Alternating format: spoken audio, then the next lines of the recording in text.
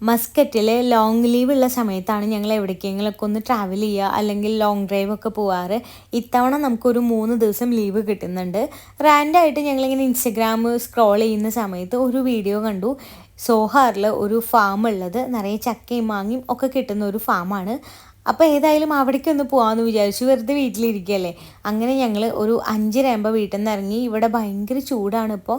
അപ്പോൾ നമ്മൾ ഏകദേശം ഒരു 1.5 മണിക്കൂർ ട്രാവൽ ചെയ്യാനുണ്ട്. നല്ല വെയിലായിരിക്കും.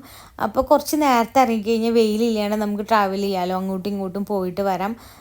എന്നിട്ട് ഞങ്ങൾ അവിടെ എത്തിയപ്പോൾ ഏകദേശം ഒരു 9 മണിയൊക്കെ ആയിട്ടുണ്ടായിരുന്നു. ഇടയ്ക്ക് അതിൻ്റെ ഇടയിൽ വണ്ടിയൊക്കെ നിർത്തി റിലാക്സ് ചെയ്തിട്ടാണ് ഞങ്ങൾ പോകുന്നത്. അവിടെ പോയി കഴിഞ്ഞപ്പോൾ ശരിക്കും നാട് പോലെയാണ് ഫീൽ ചെയ്തത് കേട്ടോ. അത്രയും അധികം ചക്കയും മാങ്ങയും ഒക്കെ ഉണ്ട്. എൻ്റെ വീട്ടിൽ പോലും ഇല്ല കേട്ടോ ചക്കയും മാങ്ങയൊന്നും. ഇവിടെ അത്രയും തോന്നുന്നുണ്ട്. ഞങ്ങൾ പോയത് ശനിയാഴ്ചയായിരുന്നു.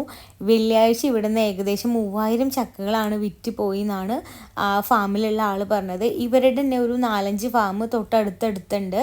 കുറേ മാങ്ങയൊക്കെ ഉണ്ട് കേട്ടോ. നമുക്ക് അവിടെ പോയി കഴിഞ്ഞാൽ ഫ്രഷ് മാങ്ങയൊക്കെ പൊട്ടിച്ച് കഴിക്കാനും വാങ്ങാനും പറ്റും. പൈസ കൊടുക്കണം, ഫ്രീ അല്ല കേട്ടോ. അപ്പോൾ ബാക്കി നമുക്ക് അടുത്ത വീഡിയോയിൽ കാണാം. Okay, by.